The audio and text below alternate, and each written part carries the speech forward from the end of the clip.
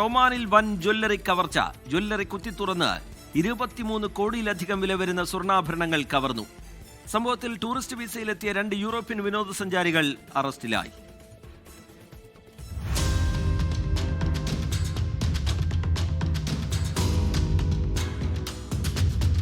Muscat ഗവർണറേറ്റിൽ അൽ ഖുബ്ര പ്രദേശത്തെ ജ്വല്ലറിയിലെ കവർച്ചയുടെ ദൃശ്യങ്ങളാണിത്. ജ്വല്ലറിക്ക് സമീപം മുറിയെടുത്തായിരുന്നു കവർച്ച. ചുമര് തുരന്ന് അകത്തുകയറിയാണ് ആഭരണങ്ങൾ കവർന്നത്. 1 മില്യൺ ഒമാനി റിയാലോളം വരുന്ന ആഭരണവും പണവുമാണ് കവർച്ച നടത്തിയത്. അതായത് 23 കോടിയോളം രൂപ വില വരും.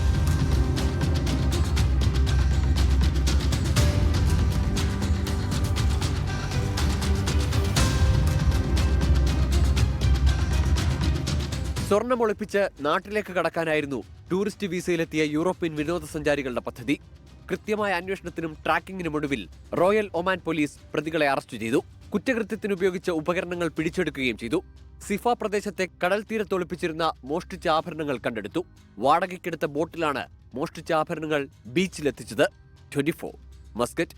ലോകത്തെവിടെയായാലും ഏത് സമയത്തും 24 വാർത്തകളും ഓഗ്മെന്റഡ് റിയാലിറ്റി പാക്കേജുകളും എക്സ്പ്ലെയിനറുകളും വിശദമായി കാണാൻ ഞങ്ങളുടെ യൂട്യൂബ് ചാനൽ നിങ്ങൾക്ക് സബ്സ്ക്രൈബ് ചെയ്യാം.